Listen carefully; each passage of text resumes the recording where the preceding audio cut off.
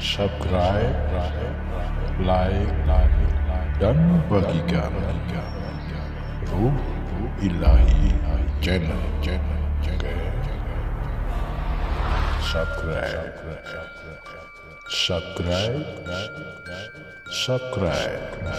Ruh Ilahi. Sebelumnya, wirid hidayat jati dikenal dengan berbagai macam sebutan, diantaranya ngelmu kasampurnan, ngelmu hak, ngelmu sejati, ngelmu sangkan paraning dumadi. Bahkan istilah-istilah tersebut masih sering digunakan oleh masyarakat Jawa hingga sekarang. Bismillahirrohmanirrohim. Bismillah walhamdulillah, wassalatu wassalamu ala rasulillah.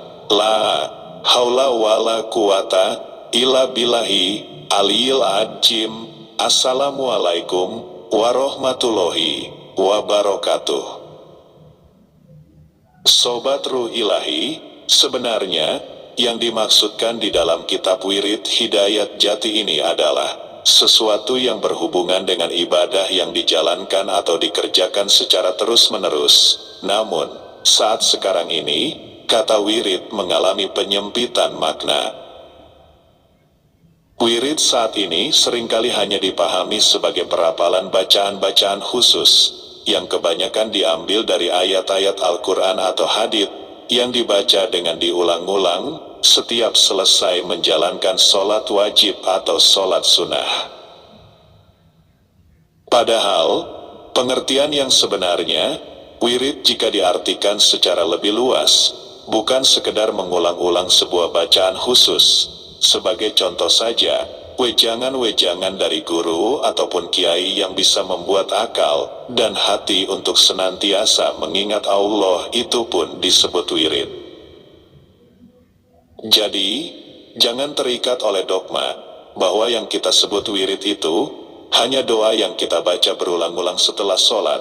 Ketahuilah sobat, menurut guru-guru dan para kiai, bahwa zikir itu suasana hati dan jiwa kita yang selalu mengingat Allah Subhanahu wa Ta'ala.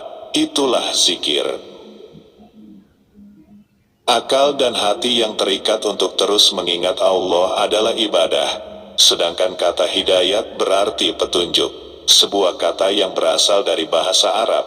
Sementara itu, kata jati merupakan pemendekan dari kata sejati, yang berarti sebenar-benarnya atau sesungguh-sungguhnya.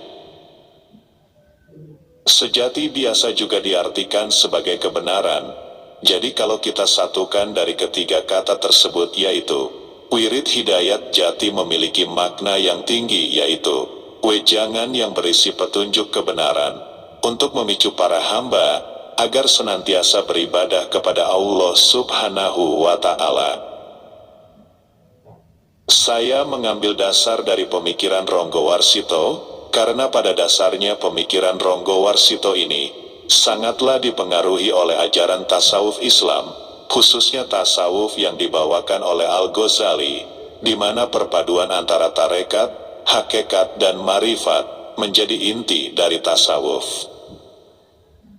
Untuk dapat mengetahui isi dari serat-serat wirid hidayat jati ini, maka seseorang harus memahami dulu ilmu kebatinan, sebab serat ini merupakan rujukan utama bagi penganut kejawen. Serat ini merupakan saripati ilmu makrifat yang diajarkan 8 wali di Jawa. Ajaran tasawuf ini yang diwahyukan kepada Rasulullah Shallallahu Alaihi Wasallam, yang kemudian oleh Rasul dibisikkan kepada sahabat Ali bin Abi Thalib. Baik sobat Ruh Ilahi, akan saya rincin mengenai isi ajaran dari serat wirid hidayat jati ini. Yang pertama, mempersiapkan upacara dan perlengkapan yang harus diselenggarakan oleh seorang guru yang akan mengajarkan ilmu makrifat. Yang kedua, menyampaikan ajaran untuk menjadi petunjuk bagi semua ilmu makrifat yang sumbernya berasal dari Al-Quran dan Al-Hadits. Kemudian yang ketiga, tata cara mengamalkan ilmu kesempurnaan. Yang keempat, ajaran ilmu makrifat. Yang kelima, ajaran tentang hakikat hidup. Yang keenam, ajaran tentang Tuhan, dan hubungannya antara zat, sifat, asma dan afal Tuhan. Yang ketujuh, memberikan uraian tentang cita kesatuan antara manusia dengan Tuhan. Serat-serat wirid Hidayat Jati berisikan ajaran tasawuf menurut pemikiran Ronggo Warsito, di mana paham kesatuan manusia dengan Tuhan, manunggaling kawulo Gusti, dalam tasawuf ajaran ini dinamakan dengan itihad. Inilah yang menjadi pembahasan utama sebagai intisari ajaran tasawufnya. Pemahaman tentang kesatuan dengan Tuhan memiliki arti bahwa manusia berasal dari Tuhan dan akan kembali menuju Tuhan hingga akhirnya menjadi manusia sempurna, insan kamil. Marifat dalam serat-serat wirid Hidayat Jati, Ronggo Warsito menjelaskan pada bagian permulaan serat bahwa adanya serat ini merupakan pedoman untuk menjelaskan inti pokok ilmu marifat yang bersumber dari kutipan-kutipan kitab tasawuf. Adapun inti pokok ilmu marifat dalam serat ini menegaskan bahwa manusia merupakan manifestasinya atau tajali dari zat yang bersifat esa, satu.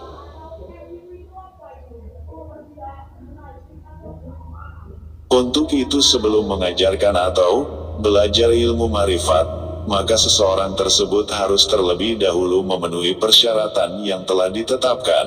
Hal ini bertujuan untuk sampai menuju kesempurnaan hidup. Syarat-syarat yang harus dilakukan diantaranya: bersuci, berwudu, berpakaian bersih dan suci, ruangan tempat untuk melakukan ritual, atau untuk mengamalkan, diberi tumbuh-tumbuhan di setiap sudutnya, memakai wewangian tanpa bahan alkohol, dan menyiapkan sajian sri kawin, yang terdiri dari uang perak seberat 38,50 gram. Lalu bersiaplah untuk ciptaning hati dan rasa, dengan mengucapkan doa, dengan lirih, agar terdengar di telinga kita sendiri. Ucapkan secara perlahan, seperti berbisik, bacaan doa ini. Sejatin ora ono opo-opo, awit duk maksi awang uwung, durung ono sawiji-wiji, kang ono dingin iku ingsun, ora ono pangeran nanging ingsun, sajatin zat kang amoho suci, anglimputi ing sipating sun, amartani ing asmaning sun, amartandani ing apaningaling sun. Kalimat bahasa Jawa tersebut, jika diucapkan dalam bahasa Indonesia, sesungguhnya tidak ada apa-apa, karena sewaktu masih dalam keadaan kosong, belum ada sesuatu pun. Yang ada terlebih dahulu adalah aku. Tidak ada Tuhan kecuali aku, sesungguhnya zat yang maha suci meliputi sifatku, menyertai namaku, menandai perbuatanku. Sobat bisa memilih, menggunakan doa yang mana, boleh, tetapi amat disarankan untuk menggunakan bahasa Jawanya. Penjelasan ini menunjukkan bahwa sesungguhnya tidak ada zat Tuhan selain aku. Zat yang maha suci ialah hidup kita pribadi.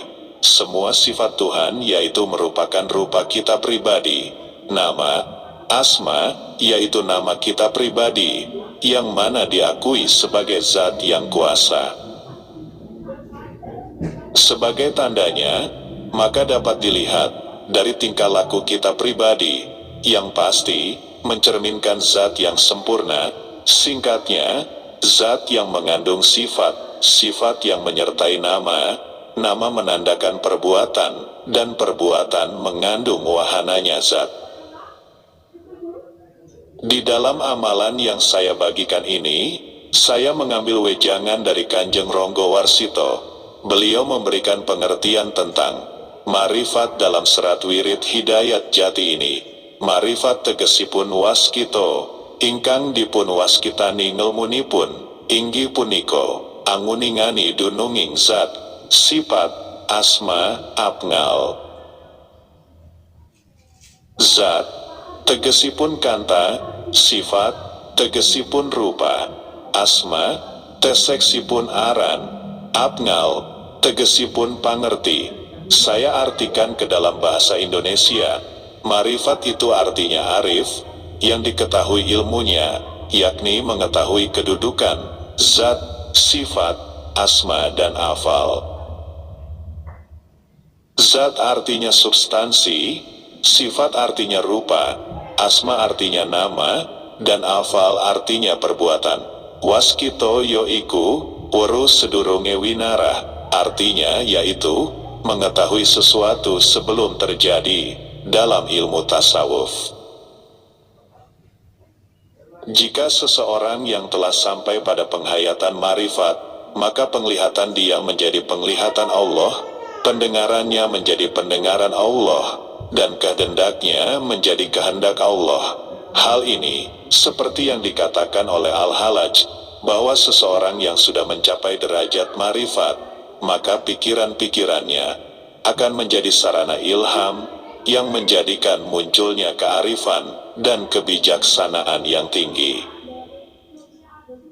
Seperti yang diungkapkan oleh Al-Junaid, seseorang yang telah memiliki pengetahuan tentang Allah dan menerima rahasia kekuasaannya, maka dia akan disebut dengan arif, sedangkan kondisi yang dialaminya disebut sebagai marifat.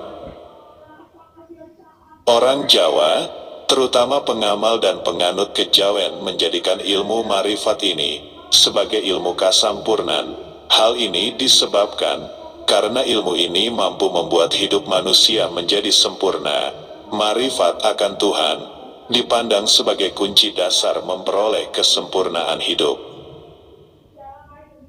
Hidup manusia dikatakan telah sempurna apabila diri pribadinya telah mengenal asal mula kejadian dirinya dan tempat kembalinya, yang biasa disebut sangkan paran.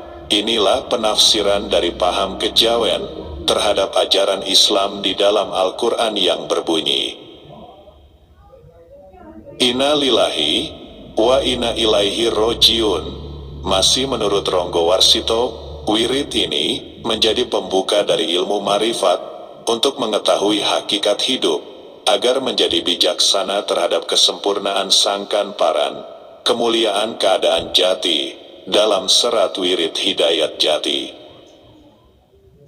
Asal kejadian manusia itu diuraikan oleh Ronggo Warsito. Sesungguhnya, aku zat yang maha mencipta dan maha kuasa, yang berkuasa menciptakan segala sesuatu, terjadi dalam seketika, dan sempurna lantaran kodratku, sebagai pertanda perbuatanku, merupakan kenyataan kehendakku. Mula-mula aku menciptakan hayu bernama Sajaratul Yakin, tumbuh dalam alam makdum yang azali abadi. Setelah itu cahaya bernama Nur Muhammad,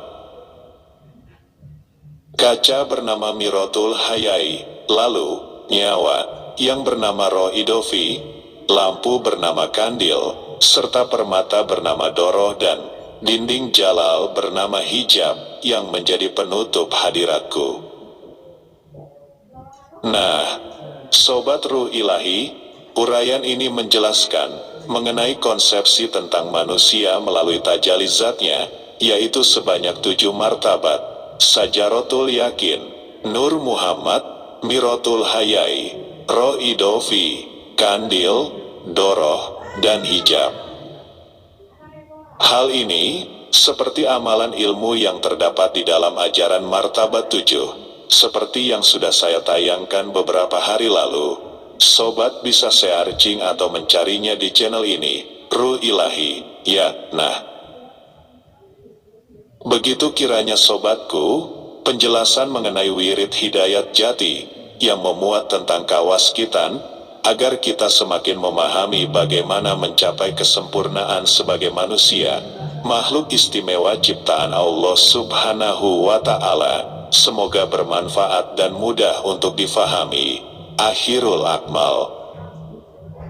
Wabillahi taufik wal hidayah. Wassalamualaikum warahmatullahi wabarakatuh.